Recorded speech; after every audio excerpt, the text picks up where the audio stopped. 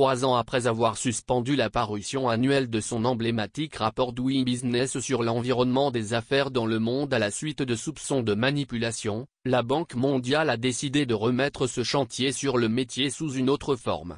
Au Togo, le nouveau rapport dénommé Business Ready a été officiellement présenté le lundi 7 octobre 2024. En Afrique de l'Ouest, le pays de Fornia-Simé arrive en tête des pays réformateurs. Un classement flatteur pour un pays dans lequel le déficit d'emploi est énorme. Business Ready ne concerne, pour l'heure, que 50 pays. Il devrait s'étendre à 180 économies d'ici à 2026.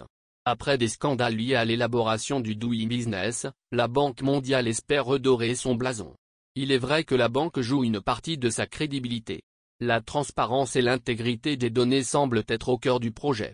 Le nouveau mécanisme d'évaluation s'articule autour de 3 piliers, à savoir le cadre réglementaire, les services publics et l'efficacité opérationnelle. Plus spécifiquement, l'évaluation de Business Ready porte sur 10 indicateurs essentiels liés au cycle de vie des entreprises, à savoir, la création d'entreprises, l'emplacement des entreprises, les services d'utilité publique, la main-d'œuvre, les services financiers, le commerce international, la fiscalité, le règlement des litiges, la concurrence sur le marché et l'insolvabilité de l'entreprise. Un classement flatteur. Le Togo s'est distingué sur le pilier du cadre réglementaire avec une note de 69 sur 100. L'analyse des différents indicateurs révèle que le Togo a enregistré des améliorations dans les domaines de la création d'entreprises, du règlement de litiges, de l'emplacement des entreprises, des services d'utilité publique et du commerce international. Dans les domaines suscités, les entreprises étrangères ne sont pas confrontées à des restrictions à l'entrée sur le marché. De plus, le Togo prévoit, dans la loi, des garanties juridiques substantielles en matière de médiation. Par conséquent, au classement, le Togo termine au premier rang en Afrique de l'Ouest, sur 5 pays, et 3e en Afrique subsaharienne, 14 pays évalués. Selon Sandra Ablameba Johnson, secrétaire générale de la présidence togolaise, ce résultat remarquable démontre, avant tout, l'agilité de notre pays et la vision stratégique des plus hautes autorités dans la mise en œuvre des réformes ambitieuses et efficaces. Ainsi, dans le domaine de la création d'entreprises par exemple, les réformes liées à la digitalisation des formalités de création d'entreprises et à la réduction du délai ont permis d'accélérer les procédures administratives pour nos entreprises. Dans le domaine du règlement des litiges, les réformes réalisées garantissent des protections juridiques solides en matière de médiation et appliquent des pratiques exemplaires dans le dit secteur. S'agissant de l'emplacement des entreprises, plusieurs réformes, entre autres, la digitalisation du processus de délivrance de permis de construire ou l'amélioration du contrôle de la qualité des bâtiments, facilitent les démarches des sociétés pour établir un lieu d'activité commerciale ou transférer des propriétés, a-t-elle souligné. Un trompe-œil. S'il est indéniable qu'en matière de réglementation, le Togo a sensiblement augmenté son arsenal juridique, la mise en œuvre reste problématique. En effet, des lois sont votées, mais leur application est un autre chantier. Le même constat se fait sur la création des organismes et autres institutions et leur fonctionnement. C'est donc sans surprise que le Togo a récolté dans le pilier des services publics une note peu glorieuse de 49 points. De quoi s'interroger sur les impacts des performances réalisées par le Togo.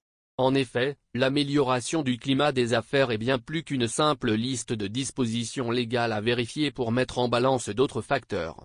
Elle suppose une application effective des lois et ses conséquences réelles. De fait, contrairement à ce que les autorités laissent entendre, l'environnement des affaires est loin d'être assaini. À titre d'exemple, la corruption galopante dans le pays qui a pris en otage la justice togolaise depuis des années entache également le règlement des différends commerciaux. Heureusement, le rapport Business Ready ne se contente pas d'évaluer les contraintes réglementaires qui entravent une entreprise quand elle entre sur le marché, il jauge aussi les conditions réelles auxquelles les entreprises sont confrontées dans la pratique. Dans certains pays, par exemple, les entreprises subissent régulièrement des coupures d'électricité. C'est le cas notamment au Togo où les coupures d'électricité sont fréquentes. Dans le pays, les entreprises fonctionnent au rythme des coupures d'électricité intempestives. Les petites entreprises qui dominent largement l'économie du pays n'ont pas les moyens de s'offrir d'autres sources d'énergie.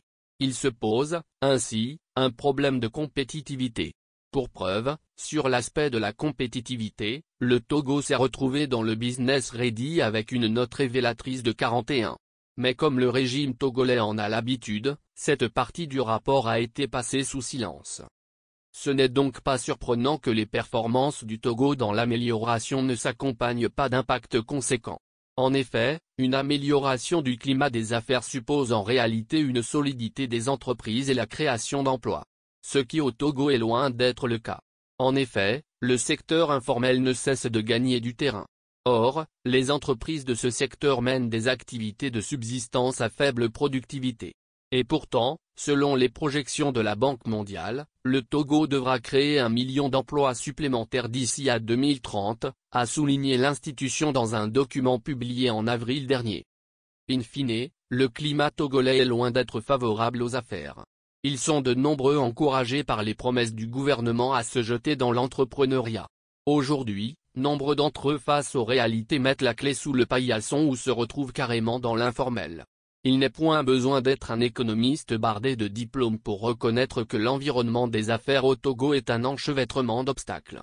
Le contraire n'est que du saupoudrage sur fond de mauvaise foi et de malhonnêteté intellectuelle.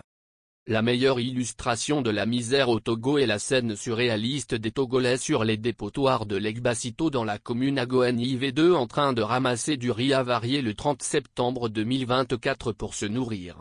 L'amélioration du climat des affaires reste un cache-sexe de la malgouvernance au Togo.